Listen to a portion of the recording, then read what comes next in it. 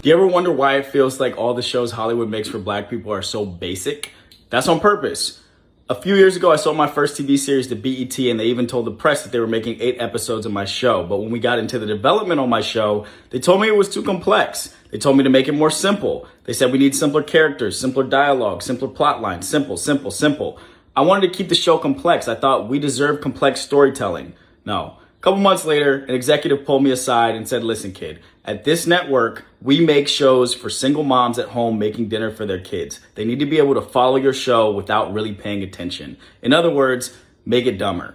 I couldn't do that. So a month later, I got a call from my agent. She said, BET's pulling out. They're not going to make your show. I was heartbroken, but I learned an important lesson.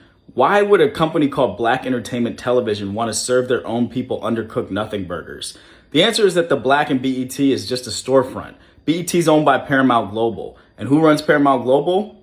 You know who. Yo, so we back in here for another edition of F-ya-Motha, and he must be 30 years old, not that intelligent, nobody gives a fuck, and we already knew that BET isn't black owned.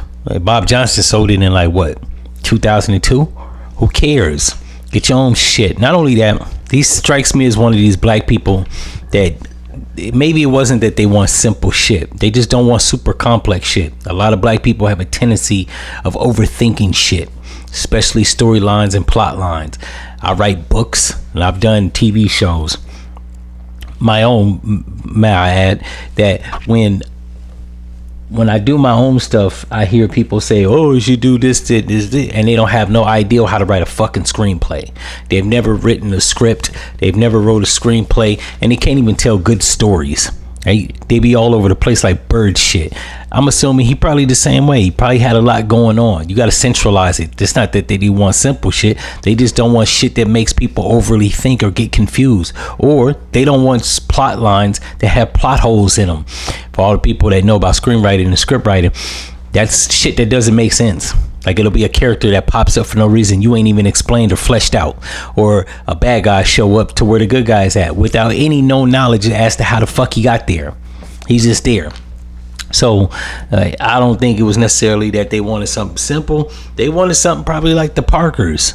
It's probably why BET don't got a good lineup and they keep playing them goddamn blockbuster or blackbuster ass bullshit movies like Baby Boy or whatever 90s movie, right?